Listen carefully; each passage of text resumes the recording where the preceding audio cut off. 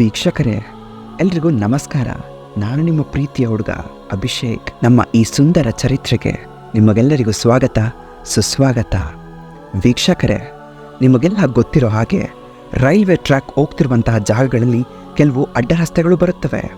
ಅಂತಹ ಜಾಗಗಳಲ್ಲಿ ಟ್ರೈನ್ ಬರೋದಕ್ಕೂ 5 ನಿಮಿಷಗಳ ಮುಂಚೆನೇ ಗೇಟ್ನ ಹಾಕ್ತಾರೆ. ಅಂದರೆ ಆ ರಸ್ತೆಯಲ್ಲಿ ಪ್ರಯಾಣಿಸೋ ಪ್ರಯಾಣಿಕರು ಏನಿದ್ದಾರೆ ಅವರಿಗೆ ಯಾವುದೇ ರೀತಿ ತೊಂದರೆ ಆಗದಿರಲಿ ಅನ್ನೋ ಒಂದು ಕಾರಣಕ್ಕೋಸ್ಕರ 5 ನಿಮಿಷಕ್ಕಿಂತ ಮೊದಲನೇ ಆ ಒಂದು ಗೇಟ್ನ ಹಾಕ್ತಾರೆ. ರೈಲ್ ಪಾಸ್ ಆದ ನಂತರ ಇವರು ಗೇಟನ್ನು ತೆರೀತಾರೆ. ನಂತರ ಪ್ರಯಾಣಿಕರು ಹೋಗಬಹುದಾಗಿದೆ.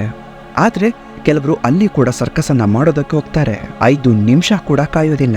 ಸೈಕಲ್ ಸವಾರರು ಮತ್ತು ದ್ವಿಚಕ್ರ ಸವಾರರು ಗೇಟನ್ನು ಓಪನ್ ಮಾಡೋಕ್ಕೂ ಮುಂಚೆನೆ, ರೈಲ್ ಬರೋದಕ್ಕೂ ಮುಂಚೆನೆ ಅಲ್ಲಿಂದ ಪಾಸ್ ಹೋಗೋದಕ್ಕೆ ನೋಡ್ತಾರೆ. ಈ ತರಹದ ಸರ್ಕಸನ್ನು ಮಾಡೋದಕ್ಕೆ ಹೋಗಿ ನಮ್ಮ ಭಾರತದಲ್ಲಿ ತುಂಬಾ ಜನ ತಮ್ಮ ಪ್ರಾಣವನ್ನ ಕಳ್ಕೊಂಡಿದ್ದಾರೆ. ಒಂದು ಟ್ರೈನ್ ಬರ್ತಾ ಇದ್ದ ಹಾಗೆ ಆ ಜಾಗದಲ್ಲಿ ಯಾರೇ ಇದ್ರೂ ಕೂಡ ಅವರು ನಿಲ್ಸೋದೇ ಇಲ್ಲ. ಮತ್ತು ಅವರು ಅಲ್ಲಿರೋ ವ್ಯಕ್ತಿಗಳಾಗಿರಬಹುದು ಅಥವಾ ಪ್ರಾಣಿ ಏನೇ ಆಗಿರಬಹುದು ಗುದ್ಕೊಂಡು ಹೋಗ್ತಾ ಇರ್ತಾರೆ. ಆ ಒಂದು ಜಾಗದಲ್ಲಿ ಯಾವುದೇ VIP ಅಥವಾ VVIPಗಳಾಗಿರಬಹುದು, ನಮ್ಮ ದೇಶದ ಯಾವುದೇ ಗಣ್ಯ ವ್ಯಕ್ತಿಗಳು ಕೂಡ ಆ ಜಾಗದಲ್ಲಿದ್ರೂ ಕೂಡ ಅವರು ಟ್ರೈನ್ನ ಗುದ್ಕೊಂಡು ಹೋಗ್ತಾ ಇರೋದೆ. ಇದಕ್ಕೆ ಕಾರಣ ಏನು?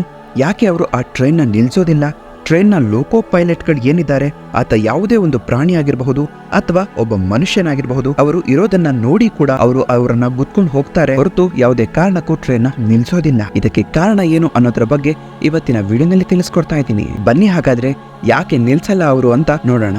ವೀಕ್ಷಕರೇ, ಒಬ್ಬ ಲೋಕೋ ಪೈಲಟ್ ಒಂದು ಟ್ರೈನ್ ಅನ್ನ ಚಲಾಯಿಸ್ತಿರ್ಬೇಕಾದ್ರೆ ಟ್ರ್ಯಾಕ್ ಮೇಲೆ ಯಾವುದೇ ಪ್ರಾಣಿ ಅಥವಾ ಮನುಷ್ಯನನ್ನು ನೋಡಿದಾಗ ಆತ ಎಮರ್ಜೆನ್ಸಿ ಬ್ರೇಕ್ ನ ಅಪ್ಲೈ ಮಾಡಬೇಕಾಗತ್ತೆ. 20 ರಿಂದ 24 ಬೋಗಿಗಳಿರುವ ಒಂದು ರೈಲು ಗಂಟೆಗೆ 100 ಕಿಲೋಮೀಟರ್ ಸ್ಪೀಡ್ ನಲ್ಲಿ ಹೋಗ್ತಾ ಇರೋ ಆ ಒಂದು ರೈಲು ಎಮರ್ಜೆನ್ಸಿ ಬ್ರೇಕ್ ಅನ್ನ ಅಪ್ಲೈ ಮಾಡೋದಕ್ಕೆ ಮಿನಿಮಮ್ ಡಿಸ್ಟೆನ್ಸ್ 850 ಮೀಟರ್ ಇರಬೇಕು.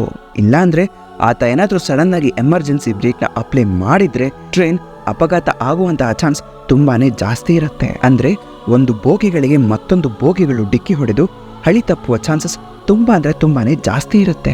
ಒಬ್ಬನ ಪ್ರಾಣ ಉಳಿಸೋಕೆ ಹೋಗಿ ಟ್ರೈನ್ ನಲ್ಲಿ ಪ್ರಯಾಣ ಮಾಡ್ತಾ ಇರೋ ಸಾವಿರಾರು ಜನಕ್ಕೆ ಪ್ರಾಣಾಪಾಯ ಆಗತ್ತೆ.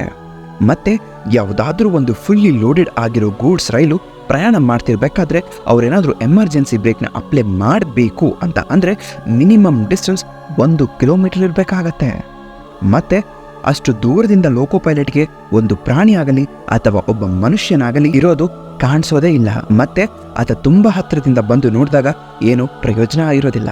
ಯಾಕಂದ್ರೆ ಕಾಲ ಅನ್ನೋದು ಮೀರ್ ಹೋಗಿರತ್ತೆ. ಇದರಿಂದ ಎಮರ್ಜೆನ್ಸಿ ಬ್ರೇಕ್ ಅನ್ನ ಅಪ್ಲೈ ಮಾಡೋಕೆ ಆಗೋದಿಲ್ಲ. ಇದೇ ಕಾರಣಕ್ಕೆ ಯಾರೇ ಅಡ್ಡ ಬಂದರೂ ಗುದ್ಕೊಂಡು ಹೋಗ್ತಾರೆ ಹೊರತು ಯಾವುದೇ ಕಾರಣಕ್ಕೂ ನಿಲ್ಸೋದಿಲ್ಲ.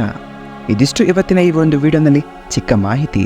ಇದರ ಬಗ್ಗೆ ನಿಮಗೆ ಏನು ಅನಿಸ್ತು ಅನ್ನೋದನ್ನ ನನಗೆ ಕಮೆಂಟ್ ಸೆಕ್ಷನ್ ಅಲ್ಲಿ ಕಾಮೆಂಟ್ ಮಾಡಿ ತಿಳಿಸಿ. ಹಾಗೆ ವಿಡಿಯೋ ಇಷ್ಟ ಆಗಿದ್ರೆ ವಿಡಿಯೋಗೊಂದು ಲೈಕ್ ಮಾಡಿ, ಹಾಗೆ ನಿಮ್ಮ ಫ್ರೆಂಡ್ಸಿಗೂ ಕೂಡ ಶೇರ್ ಮಾಡಿ. ಗೆಳೆಯರೆ, ಹಾಗೆ ಯಾರಿನ ಸಬ್ಸ್ಕ್ರೈಬ್ ಮಾಡ್ಕೊಳ್ದೆ ನೋಡ್ತಾ ಇದ್ದೀರೋ ದಯವಿಟ್ಟು ಚಾನೆಲ್ನ ಸಬ್ಸ್ಕ್ರೈಬ್ ಮಾಡ್ಕೊಳ್ಳಿ ಅಂತ ಈ ಮುಖಾಂತರ ಸಣ್ಣ ರಿಕ್ವೆಸ್ಟ್ ಮಾಡ್ಕೊತಾ ಇದ್ದೀನಿ.